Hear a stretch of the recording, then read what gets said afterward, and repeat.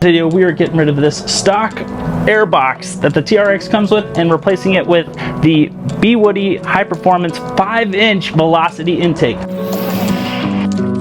When you open up the box, the kit includes your standard 5-inch filter or an 8-inch upgradable green filter, your silicone reducing coupler, the intake tube, detailed instructions with your assembly hardware, a hose, and an IAT harness. Oh, and they tossed in a cool t-shirt. Now it's time to remove the factory airbox. We will start by removing the TRX engine cover and disconnecting the negative side of the battery. You can either use a screwdriver or an 8mm ratchet with extension to remove the 10 bolts that hold on the airbox cover. With an 8mm ratchet, loosen the worm gear clamp on the airbox. In order to remove the airbox, we're going to have to completely remove the trim pieces, and located on the support bracket is 5 T30 screws that need to be removed. If you don't have a trim removal kit, a flathead screwdriver works just fine, and at the time of this video, I'm happy to report there was no trim casualties. Once all 16 pieces have been removed, you can pull up on the trim and it'll come right off. Now remove these 2 bolts.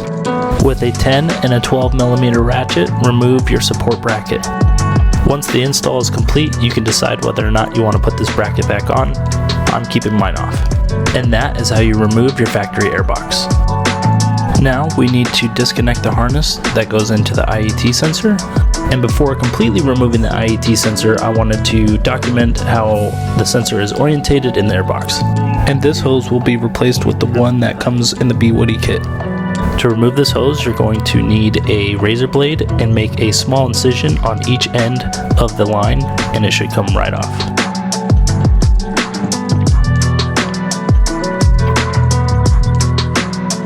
With the intake tube removed, we can now access the IAT sensor. To remove this can be a little bit tricky. On the sensor, it shows an arrow that indicates a clockwise movement. Taking your time and being as gentle as possible, turn the sensor in a clockwise motion just enough to unlock the sensor from the mount. Then all you need to do is pull straight out. We are now ready to install the Bwoody velocity intake. Grab your coupler and your T-bolt clamps and stick the 4-inch diameter on your throttle body. Ensure that your coupler sits at the 11 o'clock position. Unscrew the bolt on the passenger side of the supercharger. This will get replaced with the hardware that comes with the Bwoody kit. Install the IAT sensor into the Bwoody intake using your offhand to support the backside of the rubber grommet. Once you have the sensor flush and in place in the intake tube, this will be the time to double check to make sure that the blue ball is facing in the direction of airflow. If not, then you could possibly throw a code. Remember the hose that we cut earlier? This will get replaced by the hose that came in the Bwoody kit. Now use WD-40 or any oil-based lubricant that you have and coat the inside of the coupler. It is not recommended to spray down into the coupler as you could cause damage to the throttle body. The best way to seat the intake is from an angle. Then roll the intake in a downward motion to set the bead. It took a few tries to get it down far enough. Now grab the spacer and the extended bolt from the kit and secure the intake to the top of the supercharger.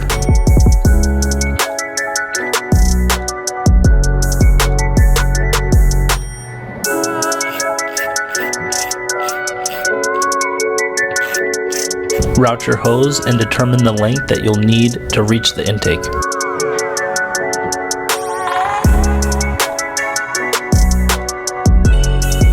Reconnect your MAP sensor harness.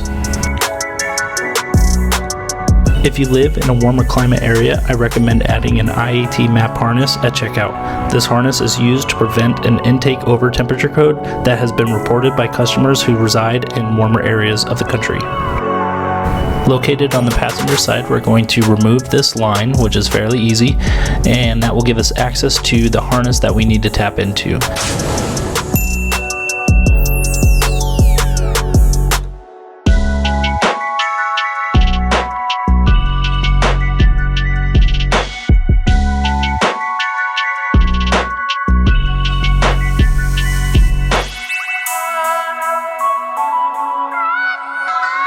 Go ahead and reconnect the negative side of the battery. Now all that's left is to put the trim back into place, put the filter on, and oh, can't forget the sticker. That's what adds the 25 extra horsepower.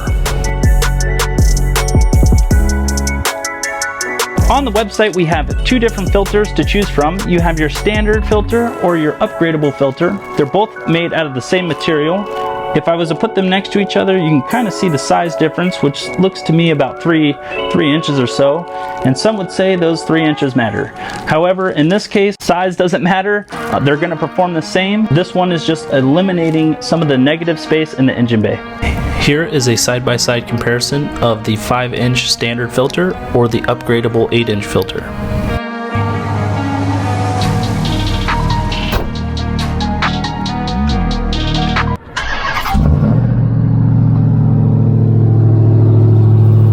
And luckily enough, we did the job correctly. There's no engine codes, the truck's running fine.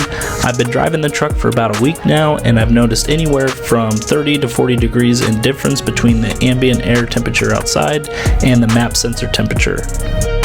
I've also noticed a slight horsepower gain and a massive amount of whine coming from the engine bay.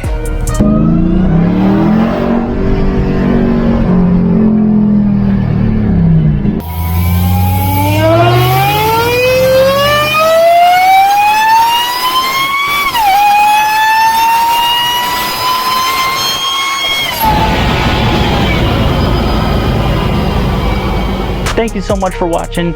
If you have any questions about this install, be sure to hit the comment section down below. Also, if you want to pick yourself up a Bwoody intake, I will have a link in the description for you. And if you want to see this truck out on the trail and doing some gnarly stuff, I have a specific video that you would be interested. Just click right there. Don't know what's going on, but I lost all control from performance pages. If you too are experiencing this issue, I have a specific video dedicated to fixing this problem.